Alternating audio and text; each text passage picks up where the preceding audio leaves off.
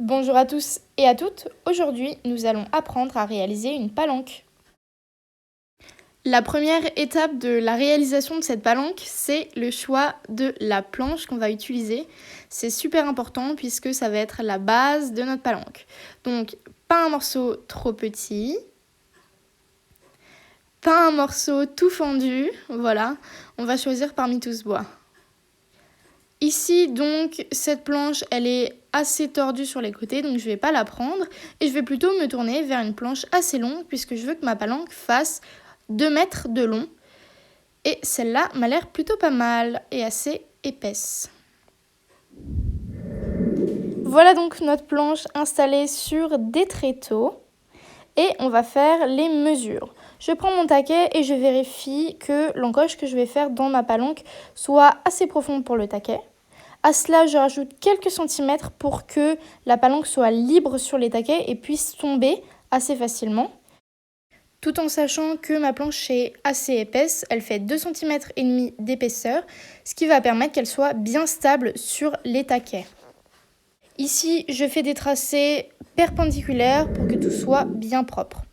Ensuite, on vient placer sur la planche des serre-joints pour qu'au moment de scier, tout reste stable, solide et que rien ne tombe. Voilà. Et on peut enfin découper notre planche, c'est pas trop tôt. Pour ça, on utilise une scie à bois à main. Si vous avez une scie électrique, c'est beaucoup mieux, vous allez moins vous embêter. Une fois que tout est scié, je me sers de petites trappes à bois qui sont de tailles différentes, mais c'est exactement la même fonction. Et je vais m'en servir pour affranchir tous les bords de ma palanque. Cette étape, c'est bien sûr super important de la faire avant la peinture, puisqu'on veut que toute la planche soit bien peinte, et surtout de faire ce mouvement de haut en bas pour mettre les petits morceaux de bois tout dans le même sens et pas que ça nous coupe. Une fois que c'est fait, je me sers de petites brosses métalliques pour nettoyer ma planche qui a passé un petit peu de temps dans le rangement de bois. Et je vais faire des gros mouvements de frottement pour rayer le bois, on l'aperçoit un petit peu, et permettre à la première couche, à la sous-couche, d'adhérer beaucoup mieux. Voilà, on raye le bois. Donc ici, on utilise une sous-couche, comme vous pouvez le voir, blanche, qui va être un primaire d'accrochage et qui se dilue à l'eau. Voilà. On va venir mélanger notre sous-couche pour essayer d'enlever les différentes phases et on verse tout ça dans un pot pour que ce soit plus facile à transporter et pas à laisser s'éventer le gros récipient. Et voilà. Je stocke toujours mes pinceaux dans le liquide approprié. Ici, la peinture est à l'eau, donc je mets mes pinceaux dans l'eau pour pas que s'il y a des petits restes de peinture, ça sèche. Voilà quelques images de tous les petits objets qu'on a pu fabriquer une fois la première couche passée. Voilà à quoi ça ressemble, c'est super important pour bien que la peinture adhère. Il est aussi super important de vérifier que votre sous-couche et votre couche de couleur soient intérieure et extérieure. Ici, comme couleur, on prend du bleu de Bretagne qui est un fini satin. C'est mieux d'assortir les finis, mais c'est pas le plus important. Ici, je vérifie bien que c'est de la peinture pour bois. Très important que c'est Aquastop, en gros ça laisse pas passer l'eau. Pour des barres qui vont être en extérieur, peut-être sous la pluie, c'est mieux. Et il est toujours indiqué les temps de séchage après lequel on peut passer une seconde couche ou après lequel c'est sec au toucher.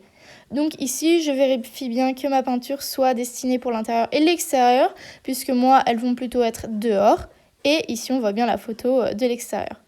Ici, vous voyez une petite photo d'une étoile que j'ai prise sur internet avec laquelle je fais un pochoir, simplement parce que je veux faire des petits motifs d'étoiles sur ma palanque. Voilà, c'est l'objectif du jour. Et donc, j'ai fait ça sur un petit plastique que je vais pouvoir transférer sur ma palanque toute recouverte de ma sous-couche, de ma couche d'impression. Je vais donc placer des petites étoiles un petit peu partout aléatoirement et je vais les dessiner au crayon à papier. Ça va me permettre de pouvoir voir si tout est à peu près homogène, si le placement me va. Si ça ne me va pas, je peux gommer et recommencer à l'infini. Et j'en ai mis à peu près 12 sur ma palanque. Ensuite, avec un pistolet à colle, enfin pas un pistolet à colle, mais un pistolet et de la colle, je vais fabriquer ceci. Ça va être tout simplement mon pochoir avec lequel je vais pouvoir faire proprement le contour de mes étoiles, puisqu'à la main c'est beaucoup trop long. Et voilà, vous nous voyez à la tâche en train de faire le contour de ces petites étoiles grossièrement.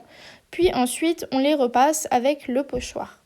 Voilà, enfin le travail terminé et cette jolie palanque toute belle et toute peinte sur l'obstacle. Voilà, magnifique cet obstacle, il est tout neuf, il est hyper joli et hyper attrayant. Vous pouvez repasser les étoiles qui sont au primaire d'accrochage avec du blanc si vous le souhaitez, mais c'est pas mon cas. Tout est fini, vous pouvez reposer votre tablier et admirer votre magnifique obstacle. Merci beaucoup pour le visionnage, à plus!